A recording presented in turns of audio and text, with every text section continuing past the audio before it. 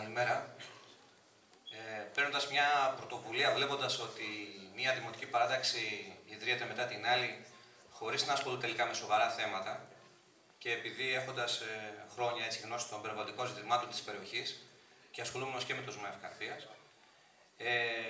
και αυτά που ο Σάκης προηγουμένως και αυτά που θα σας πω εγώ τώρα δεν είναι τελείως γραφικά για το περιβάλλον, είναι όπως αυτό που γράφει τέρμα πάνω εκεί πέρα, η ορθή διαχείριση των απορριμμάτων. Στην ουσία, τι σημαίνει αυτό? Η οικονομική βιωσιμότητα του Δήμου είναι ένα πολύ σημαντικό κομμάτι αυτό, φίλοι και φίλες. Για ποιο λόγο? Γιατί στην ουσία ζούμε σε μια πολύ δύσκολη εποχή με την οικονομική κρίση.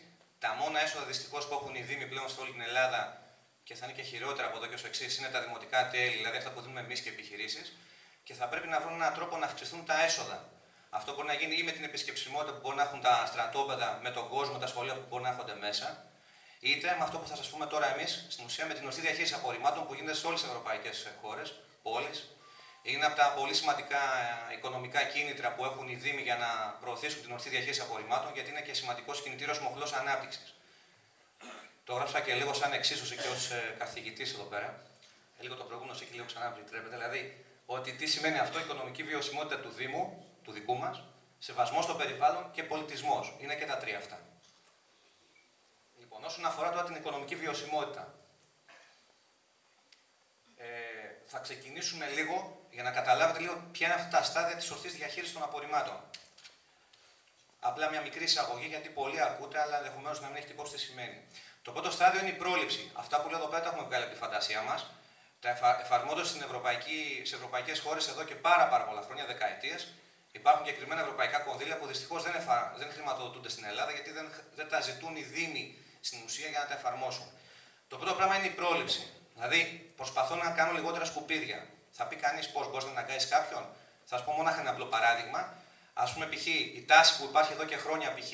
ένα απλό παράδειγμα με τα ντουί που χρησιμοποιείται όλες με τις λάμπες, είναι όποιο λαμπτήρα και να έχεις να έχει το ίδιο ντουί. Όποιο κινητό και να έχεις να έχει τον ίδιο φορτιστή. Φανταστείτε την προηγούμενη δεκαετία πόσους φορτιστές πετάξατε.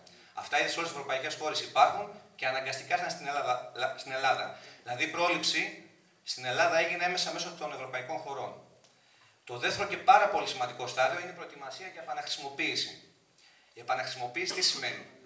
Ό,τι έπιπλα παλιά έχω, συσκευές, ρουχισμό, υποδήματα ή οτιδήποτε άλλο που γενικά πετάμε, έστω και λιγουλάκι κρυφά και κοντά στα μεσάνυχτα, νωρίς το πρωί, για να μην μας δει κανείς στη γειτονιά δίπλα στους πράσινους κάδους, όλοι το έχουμε κάνει αυτό σίγουρα. Αυτά μπορεί να δημιουργηθούν ειδικά πράσινα σημεία που υπάρχουν παντού σε όλες τις ευρωπαϊκές πόλεις, τα οποία μπορούν να επαναχρησιμοποιηθούν. Είτε σε κάποιους άπορους πολίτες, που να μην πω υπάρχουν πάρα πολλές αυτές τις ημέρες, ας πούμε έπιπλα να χρησιμοποιηθούν ξανά και ξανά, ή μπορεί να τα χρησιμοποιήσει ο ίδιος ο Δήμος για να τα προσφέρει σε διάφορα περίπτερα αλληλεγγύης. Τρίτον, διαλογή στην πηγή, ένα πάρα πολύ σημαντικό κομμάτι και ίσως το Α και το Ω για να προχωρήσουν όλα τα υπόλοιπα στάδια. Η διαλογή στην πηγή σημαίνει ότι εγώ δεν πάω σε ένα μπλε κάδο και τα πετάω όλα. Δηλαδή, όλα αυτά τα ασήμικτα που βλέπετε, γυαλί, πλαστικό χαρτί κτλ. Θέλει 4 κάδους στην ουσία. Ένας ξεχωριστά για γυαλί, ένας για πλαστικό, ένα για μέταλλο, ένα για χαρτί. Αυτό γίνεται σε όλη την Ευρωπαϊκή Ένωση. Υπάρχουν τα κονδύλια από τις αρχές του 2013. Κανένας δήμαρχος στην Ελλάδα δεν τα ζήτησε αυτά. Δεν προωθούνται δηλαδή αυτά τα πράγματα. Αυτή τη στιγμή το μόνο που υπάρχει είναι η μπλε κάδη, το οποίο είναι σαν να λέμε εμείς και στην Ευρωπαϊκή Ένωση τώρα ότι είναι σαν να έχουμε ζώνες στα αμάξια μας. Δεν ξέρω αν καταλαβαίνετε τι σημαίνει αυτό, δηλαδή ότι είναι αυτονόητο. Δηλαδή, 4 κάδοι αυτοί που κάνουν τη διαλογή στην πηγή είναι σημαντικό για να μπορέσει μετά εσύ να προχωρήσει στην ανακύκλωση ξεχωριστά του γυαλιού, να το χρησιμοποιήσει σαν Δήμος και να το πουλήσει εκεί που θέλεις εσύ, για να έχεις έσοδα. Η ανακύκλωση, η οποία προϋποθέτει αυτό που σας είπα, και η κομποστοποίηση, η οποία είναι αυτό το χώμα στην ουσία που παίρνουμε, η τέφρα, την οποία βάζουμε στις γλάστες μας. Να έχετε υπόψη ότι ένα 90% που χρησιμοποιούμε όλοι λίγο πολύ στις γλάστες, στους κήπους μας κτλ. Που αγοράζουμε από έξω, προέρχονται από ευρωπαϊκές χώρες. Δηλαδή τα αποφάγια των Ευρωπαίων, εντάξει, τα οργανικά, είναι χώμα στις γλάστες μας. Είμαστε ανίκανοι να το κάνουμε αυτό το πράγμα. Και υπόψη ότι ένα 30 με 40% των σκουπιδιών που πετάμε μπορεί να γίνει κομπόστ. Αυτό κάνουν οι Ευρωπαίοι. Εμείς ποτέ δεν το έχουμε κάνει αυτό. Το τέταρτο και πέμπτο στάδιο, που είναι τα λιγότερα σημαντικά, είναι στην ουσία ό,τι περισσεύει ένα πολύ μικρό ποσοστό. Στην Ελλάδα είναι τεράστιο, είναι 95%. Στις ευρωπαϊκές χώρες ξεκινάει από 30% και προς τα κάτω μέχρι και 10%. Θα καταλήγει είτε σε κάποιο άλλο είδους ανάκτηση. Εδώ είναι λίγο θέλει προσοχή με αυτό το βήμα, γιατί πολλοί, ιδίως εδώ στην Ελλάδα, τελευταίο εξάμηνο το έχουν παραφράσει και μιλούν για καύση απορριμμάτων σύμμικτων. Δηλαδή, όπως είναι τα σκουπίδια αυτά που έχουμε στους πράσινους κάδους ή μπλε κάδους, θα φεύγουν κατευθείαν σε κάποια εργοστάσια καύσης σκουπιδιών και θα καίγονται. Μεγάλο έγκλημα και περιβαλλοντικό και οικονομικό. Το μόνο που είναι αποδεκτό σε όλη την Ευρώπη περιβαλλοντικά, σε οργανώσεις περιβαλλοντικές, είναι στην ουσία το βιοαέριο. Το γνωστό στην ουσία κάτι σαν μεθάνιο στην ουσία, υπό προϋποθέσεις βασικά, όπου θα έχει γίνει πιο μπροστά η κομποστοποίηση και ό,τι απομείνει θα γίνει βιοαέριο. Και το τελευταίο στάδιο είναι η χυτή. Προσέξτε λίγο, χυτή, όχι χυτά όπως είναι στη μαυροράχη. Το α που γίνεται είναι υπολοιμμάτων. Αυτό σημαίνει ότι περισσεύει τα προηγούμενα 4 στάδια. Βάζω και 2 σημειώσεις εκεί πέρα κάτω που λέω: όλη η προσπάθεια θα πρέπει να είναι στα 3 πρώτα βήματα και ένα πολύ μικρό ποσοστό να οδηγείται στα 2 τελευταία. Παραδείγματα της Γερμανίας και Σουηδίας, γιατί τα αναφέρω. Οι Γερμανοί, αυτό που προσπαθούν να κάνουν σε εμάς τώρα 30 χρόνια μετά, γιατί αυτό ξεκίνησαν πριν από 30 χρόνια, είχαν προβάλει μπροστά την καύση απορριμμάτων. Ότι είναι το ορθό για να ξεπερδεύουν με χωματερές κτλ. Έχουν φτάσει σε ένα σημείο εδώ και 3-4 χρόνια που μόνο ένα 5% καταλήγει μετά το τρίτο στάδιο. Δηλαδή όλα ανακυκλώνονται και κομποστοποιούνται. Και έχουν φτάσει σε σημείο να εισάγουν σκουπίδια. Εμείς εδώ πέρα ως πρωτοπόροι του κόσμου, οι Έλληνες, που δεν είμαστε πλέον γιατί μας καθοδηγούν άλλοι όπως ξέρετε, λοιπόν, αποφασίσανε κάποιοι και δήμαρχοι εδώ πέρα και της πόλης και σε όλη την Ελλάδα, γιατί υπάρχει μια γενικότερη γραμμή, να καταλήγουν όλα στην καύση, δηλαδή το 95%. Αυτό το πράγμα είναι απαράδεκτο και θα πρέπει να υιοθετήσουμε εμείς το παράδειγμα της Γερμανίας και Σουηδίας στα 3 πρώτα στάδια, ανακύκλωση, κομποστοποίηση και όχι το τελευταίο. Εμείς δηλαδή ξεκινάμε, προσπερνούμε το πρώτο, το δεύτερο, το τρίτο στάδιο και πάμε απευθείας στο 4ο στάδιο.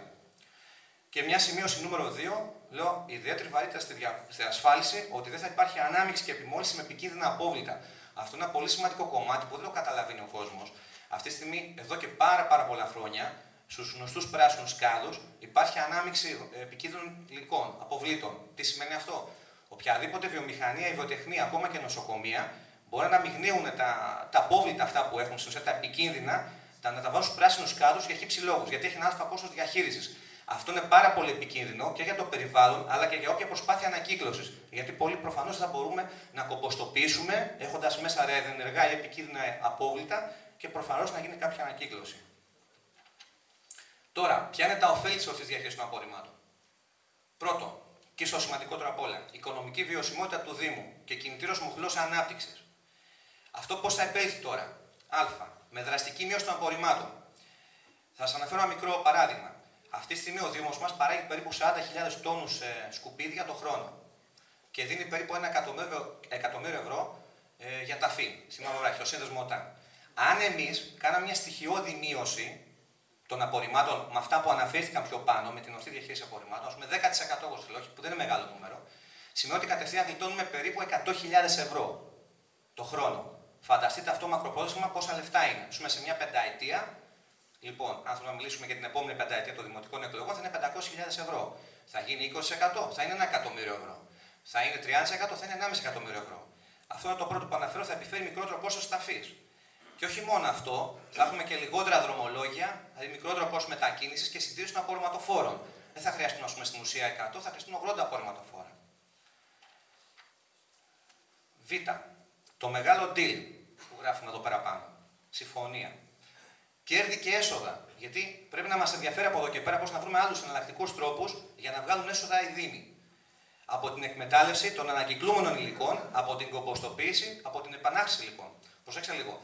Αν γίνει μια μείωση 10%, δεν κερδίζουμε μονάχα από μειωμένο κόστος ταφής, αυτό το 100.000 ευρώ που σας είπα, αλλά τα υλικά που θα έχεις κερδίσει εσύ, γιατί θα έχεις κάνει ανακυκλώσιμα υλικά ή θα τα έχεις επαναχρησιμοποιήσει, η κομποστ, μπορείς να τα πουλήσεις. Αυτό είναι πάρα πολύ σημαντικό. Αυτή τη στιγμή όλοι οι Δήμοι της Θεσσαλονίκης, εκτός του δικού μας Δήμου, ο οποίος είναι στο ΚΔΑΗ, Κέντρο Διαλογής Ανακυκλώσιμων Υλικών, στους Ταγαράδες, όλοι οι υπόλοιποι Δήμοι πηγαίνουν την ανακύκλωσή τους, θεωρητικά δεν πηγαίνουν, μας την παίρνουν την ανακύκλωση, στην Ελληνική Εταιρεία Ανακύκλωσης στη Σύνδρο. Από αυτά τα ωφέλη που έχει ο κάθε Δήμος είναι ελάχιστος μηδαμινά. Στην ουσία θα πήγαν τζάμπα κάνουμε ανακύκλωση. Δεν είναι τζάμπα κάνουμε ανακύκλωση, θα μπορούσε να τη διαχειριστεί ο ίδιος ο Δήμος. Θα σας πω μετά γι' αυτό ποια είναι η πρόταση, γιατί στην ουσία ο σύνδεσμος ΟΤΑ, όλοι οι δήμαρχοι θέλουν μια εύκολη λύση. Τρίτον, θέσεις εργασίας. Όσο και αν φαίνεται παράξενο αυτό, στην Ευρώπη το σκουπίδι είναι η τρίτη αναπτυσσόμενη βιομηχανία. Πίσω από αυτές των όπλων και των ναρκωτικών. Δηλαδή είναι μια βαριά βιομηχανία στην ουσία, που στην Ελλάδα είναι, αν όχι από τις τελευταίες, εντάξει, μέσα στις τελευταίες. Η ενεργοποίηση της ορθής διαχείρισης των απορριμμάτων και η σοβαρή δραστηριοποίηση της τοπικής αυτοδιοίκησης σε συνδυασμό με τα Α και Β, το μεγάλο deal και την οικονομική βιωσιμότητα, θα πρέπει να είναι ο μοχλός ανάπτυξης και οικονομική ανάπτυξη των Δήμων μελλοντικά. Το ξαναλέω, δεν υπάρχουν έσοδα. Μόνο τα δημοτικά τέλη. Και κάποια στιγμή μετά θα μιλήσουμε και για το ανταποδοτικό τέλος που γίνεται σε όλη την Ευρώπη. Δηλαδή, μειώνεις τα σκουπίδια σου, κάνεις ανακύκλωση, είτε λέγεσαι πολίτης, δημότης, είτε λέγεσαι επιχείρηση, βιοτεχνία, βιομηχανία, θα μειωθούν αντίστοιχα και τα δημοτικά σου τέλη. Γιατί και εγώ, σαν Δήμος, θα έχω έσοδα. Το δεύτερο είναι το περιβάλλον. Δηλαδή, να θυμηθούμε λίγο τι ανέφερα στην αρχή, δηλαδή για ποιο λόγο, ποια είναι το ωφέλη της σωστής διαχείρισης. Το ένα είναι η οικονομική βιωσιμότητα του Δήμου. Το δεύτερο είναι ότι σεβόμαστε το περιβάλλον στην ουσία με όλα τα περιβαλλοντικά ωφέλη που μπορεί να υπάρχουν. Ένα παράδειγμα είναι π.χ. το ΣΜΑ Ευκαρπίας, που εδώ και 2 χρόνια ταλανίζει όλο το Δήμο Παύλου Μελά και όχι μόνο. Έχουν καταστρέψει εκεί πέρα μια πλαγιά 100 στρεμμάτων, αντί να γίνουν άλλες δράσεις εκεί πέρα. Θα μπορούσαν, αν γινόταν αυτά τα στάδια εδώ και χρόνια, να είχαμε πολύ λιγότερα σκουπίδια, ήδη έχουμε λιγότερα λόγω της κρίσης, και να μην κατασκευαζόταν ένα τέτοιο τεράστιο ΣΜΑ. Ήδη είναι 3 φορές παραπάνω το κανονικό αυτό που πάνε να κατασκευάσουν εκεί. Φανταστείτε δηλαδή να γινόταν και αυτά που λέγαμε πιο μπροστά. Θα μιλούσαμε για ΣΜΑ οι οποίοι θα ήταν περίπου όσο είναι αυτή η αίθουσα. Γιατί τέτοιοι είναι οι ΣΜΑ στο εξωτερικό και όχι τύπου ΣΜΑ Ευκαρπίας. Τρίτον, πολιτισμός και κοινωνία. Θα υπήρχε στην ουσία, να μην το πω εξευρωπαϊσμός, γιατί θα ακουστεί άσχημη λέξη, ένας εκπολιτισμός στην ουσία των ανθρώπων, των Θεσσαλονικιών, των δημοτών του Παύλου Μελά, ότι αυτά που βλέπει έξω στο εξωτερικό, και λέμε τι ωραία, τι καλά που γίνονται στη Βιέννη, Βουδαπέστη, ξέρω εγώ, Παρίσι, Λονδίνο κτλ., ότι μπορούν να γίνουν και εδώ πέρα. Δεν υπάρχουν πλέον λεφτά στην ουσία για να κάνουμε περιττά έξοδα, τα έχουμε τα ίδια. Το σκουπίδι είναι περιουσία. Ωραία ακούγονται όλα αυτά, πολύ ωραία, αλλά πώς εφαρμόζονται στην πράξη, γιατί υπάρχουν κάποιες δυσκολίες. Λοιπόν, θα το δούμε λίγο με ερωτήσεις-απαντήσεις, για να σας το θέσω και λίγο έτσι πιο απλά, να υπάρχει μια μεσότητα. Πώς θα ξεκινήσουν επιτέλους όλα αυτά που ακούστηκαν στην αρχή και ήταν ωραία. Οικονομική βιωσιμότητα, περιβάλλον, πολιτισμός. Με τη σχεδίαση μιας εθνικής κεντρικής στρατηγικής πάνω σε αυτό που ονομάζεται ορθή διαχείριση απορριμμάτων. Μπορεί να ρωτήσετε, υπάρχει στην Ελλάδα? Όχι, μόνο λόγια. Γιατί στο μυαλό των υπευθύνων είναι μόνο σε περιοριστολογημένα έργα, ΣΜΑ Ευκαρπίας, 3-4 φορές παραπάνω από το κανονικό, και στην καύση των απορριμμάτων. Δηλαδή πάνε κατευθείαν στα 2 τελευταία στάδια. Εμείς θέλουμε να πρωτοπορήσουμε σαν Έλληνες, βέβαια το λέω ειρωνικά αυτό το πράγμα, πηδώντας από το πρώτο στάδιο, πηγαίνοντας απευθείας στην ταφή και στην καύση. Ήδη, για όσους δεν έχετε ακούσει, προσπαθεί ο Σύνδεσμος ΟΤΑ να δρομολογήσει 2 έργα καύσης σκουπιδιών, ένα στη Μαυροράχη και ένα στον Άγιο Αντώνιο, ύψους 300 εκατομμύριων ευρώ το καθένα, και αυτά είναι 2-3 φορές παραπάνω το κανονικό. Εκεί οι Δήμοι αντιδράσαν λίγο, ίσως και ενόψει των εκλογών, τους είπαν θα σας μειώσουμε στο μισό τη δυναμικότητα, αντιδράσαν όμως, γαυγίσαν λίγο. Ο δικός μας ο Δήμος δυστυχώς δεν γάβησε καθόλου. Οι δημότες παραγαυγίσαμε. Αλλά δυστυχώς μέχρι στιγμής δεν έχουμε ακουστεί. Αυτό το λέω γιατί είναι σημαντικό, γιατί μπορεί από το γάβισμα το πολύ εντός εγωικών του Δήμου Λαγκαδά ή της Θέρμης να πει τελικά κανένα χ μεγάλο, και δεν ξέρουμε στο μέλλον αυτή η καύση τελικά των απορριμμάτων αυτή εδώ πέρα στο δικό μας το Δήμο Παύλου Μελά, γιατί όλοι τον αγαπάνε πια. Θέλουν να κάνει ο ΠΑΟΚ εδώ το γήπεδό του, μπορεί να θέλουν να έρθει και η καύση σκουπιδιών, γιατί έχουμε τόσους και τόσους χώρους. Αυτό θέλει προσοχή. Γιατί η τοπική αυτοδιοίκηση, τώρα είναι μεγάλη ερώτηση. Οι δήμαρχοί μας δηλαδή, δεν το επιδίωκαν τόσο καιρό. Δηλαδή, εσύ Μιχάλη, τι μας λες το καινούριο, δηλαδή αυτοί δεν το ξέρουν. Για ποιο λόγο δεν το κάναν τόσο καιρό και να έχουν και λεφτά και έσοδα οι Δήμοι και θέσεις εργασίας? Γράφω από κάτω, λέω, γιατί η διαχείριση αυτή απαιτεί σοβαρή προσπάθεια και κατάλληλα άτομα να ασχοληθούν για να έρθουν τα επιθυμητά αποτελέσματα. Δεν είναι το θέμα ότι δεν υπήρχαν τα κατάλληλα άτομα, δεν υπήρχε σοβαρότητα. Αλλά οι δήμαρχοι τόσα χρόνια δυστυχώς προτιμούν την εύκολη και ανώδυνη πολιτικά λύση της ταφής. Βρίσκουμε κάθε 10-15 χρόνια μια περιοχή, η οποία στην ουσία είτε λέγεται Μαυροράχη, είτε λέγεται Ευκαρπία. Εμάς μας αγαπάνε στην Ευκαρπία εκεί πέρα, γιατί είναι η δεύτερη φορά που μας προτιμούν. Πριν από 30 χρόνια είχαν κάνει και την προηγούμενη χωματερή. Ο κόσμος εκεί κατάφερε να τους διώξει και σου λέει εντάξει, οι παλιές αγάπες δεν ξεχνιούνται, ξανάρθουμε επιτέλους άλλη μια φορά εκεί πέρα. Και πήγαμε να μας κάνουν και το ΣΜΑ Ευκαρπίας. Είναι η εύκολη λύση. Ξέρω ότι η Ευκαρπία τότε ήταν κοινότητα Ευκαρπίας και σαν Δήμος Ευκαρπίας με 10-15.000 κατοίκους δεν θα αντιδρούσαν. Ο Καλλικράτης, ένα από τα καλά που έκανε στην ουσία, εντάξει, δεν πούμε αν είχε πολλά καλά ή λίγα καλά, ήταν ότι στην ουσία, σαν Δήμος Παύλου Μελά, ενώσαμε τις δυνάμεις μας και με τη Σταυρούπολη και με την Πολύχνη και με τους Ορειοκαστριανούς και με τους Ευωσμιώτες όμως και κάναμε κάτι δυνατό εκεί πέρα έτσι ώστε να αντιδράσουμε. Τώρα, τι θέλουν αυτοί? Τίποτα. Αυτό που γράφω εδώ πέρα. Τους αρκεί ένα χιτά κάθε 10-15 χρόνια και κανένα γιγάντιο ΣΜΑ. Βλέπει Ευκαρπία. Και είναι οκ. Άντε και κανένα προγραμματάκι ανακύκλωσης. Δεν χρειάζεται να ασχοληθούμε με πολλά πράγματα. Και αυτό δυστυχώς υπάρχει κάτι πίσω από όλα αυτά τα πράγματα. Τι είναι αυτό? Δεν μπορεί, κάτι θα θέλουν, έτσι δεν είναι? Ίσως το μόνο που σκέφτονται είναι πάλι άλλη μια εύκολη λύση. Προσπερνώντας όλα τα βήματα, πάνε απευθείας στην καύση των απορριμμάτων, που τους έδωσαν και το όνομα ενεργειακή αξιοποίηση. Προσέξτε, είναι πολύ επικίνδυνη η λέξη αυτή. Και έτσι δεν χρειάζεται να αγχώνονται για το τίποτα. Η Ελλάδα είναι η γνωστή πράσινη πρόταση, που έχει κατατεθεί από όλους τους περιβαλλοντικούς συλλόγους της Ελλάδας και πολύ απλά είναι μια πιστή αντιγραφή με την καλή έννοια αυτό που γίνεται στις ευρωπαϊκές χώρες. Αλλά δεν εφαρμόζεται στην Ελλάδα. Και πάμε στην πρόταση. Λοιπόν, γράφω πάνω-πάνω, προηγουμένως τα ερωτήματα είχαν και το ύφος του ειρωνικού, αν καταλάβατε, αλλά και λίγο ήθελα να οδηγήσουμε κάπου. Πού είναι αυτό? Ότι δεν υπάρχει κανένα σοβαρός εθνικός περιφερειακός σχεδιασμός που να προβλέπει την ορθή διαχείριση απορριμμάτων στην πράξη. Θα πρέπει να γίνουν τα εξής βήματα σε επίπεδο του Δήμου μας, που ήδη θα πρέπει να έχουν γίνει. Και το ξαναλέω, ο σκοπός είναι να βγάλει λεφτά ο Δήμος για να ασφαλιστούν θέσεις εργασίας για τους εργαζόμενους που θα είναι ενδεχομένως για διαδεσιμότητα και να γίνουν όλα αυτά που βλέπουμε έξω. Αυτή είναι μια πρόταση που μπορεί να υλοποιηθεί. Πρώτον, διαφωνία με το Φότζα, πρώην σύνδεσμο ΟΤΑ, και αμφισβήτηση του περιφερειακού σχεδιασμού του 2005, που είναι επικώς απαράδεκτος, καθώς προβλέπει τεράστια αχρίαστα έργα, τζάμπα ανθρώπινο δυναμικό και τζάμπα χρήματα. Ο ΖΜΑΕΦ Καρπίας και η καύση των απορριμμάτων δεν έχουν καμία θέση στην ατζέντα του Δήμου Παύλου Μελά. Δεύτερον, ολοκληρωμένος σχεδιασμός για την ορθή διαχείριση των απορριμμάτων στο Δήμο Παύλου Μελά, που θα περιλαμβάνει τα εξής στάδια. Εδώ τώρα ξεκινά αυτά που πρέπει να γίνουν. Για όλα αυτά, το τονίζω από την αρχή για να μην πάμε στις παρεξηγήσεις, δεν τα λέμε τυχαία επειδή μας ήρθε στο μυαλό. Το ΕΣΠΑ 2014-2020, αυτό που βγαίνει τώρα, σχεδόν όλα τα ευρωπαϊκά προγράμματα που θα δοθούν στην Ελλάδα σε οποιαδήποτε άλλη χώρα θα έχουν σχέση 90% με αυτό, με ανακύκλωση, κομποστοποίηση και γενικά λιγότερα σκουπίδια. Είναι η μεγάλη ευκαιρία εδώ των Δήμων και της Θεσσαλονίκης και όσο όλη την Ελλάδα να αποκομίσουν όλα αυτά που θα πούμε, τα οποία μπορούν να τα πάρουν στην ουσία με ευρωπαϊκά προγράμματα χρηματοδοτούμενα, αντί να τρέχουμε σε σμά που δεν έχουν νόημα και δεν βγάζει λεφτά ο Δήμος, να τρέχουμε σε αυτά που θα σας πω. Πρώτον, πρόθεση διαλογής στην πηγή με 4 ξεχωριστούς κάδους ανακυκλώσιμων υλικών και φυσικά την αγορά τους. Εντάξει, όσον αφορά τους 4 κάδους, αυτά θα πρέπει στην ουσία υπάρχουν ευρωπαϊκά κονδύλια που λένε αυτό έχει γίνει από πέρσι. Όταν λέω πέρσι, μάλλον καλύτερα να το διευκρινίσω, Δεκέμβριο του 2012, δηλαδή πρόπερσι στην ουσία. Δυστυχώς, κανένας Δήμος δεν πήρε πρωτοβουλία, πλην ελαχίστων, να μην πω κανένας, πλην ελαχίστων στην Ελλάδα, που ζήτησαν αυτά τα κονδύλια, π.χ. η Ελευσίνα, ήταν αρκετά, ας πούμε, ήταν 1-2 εκατομμύρια ευρώ, αν θυμάμαι, για να αγοράσουν αυτή την μπλεκάδη, αλλά από μόνοι τους δεν κάνουν τίποτα. Αν εγώ πάω και βάζω ξεχωριστά γυαλί, που μπορεί να έχετε δει τους κάδους τους μεγάλους μέσα στο κέντρο της Θεσσαλονίκης που έχει αγοράσει ο Μπουτάρης και η παρέα του, δεν έχουν νόημα από το να μαζεύω εγώ το γυαλί. Τι θα το κάνω?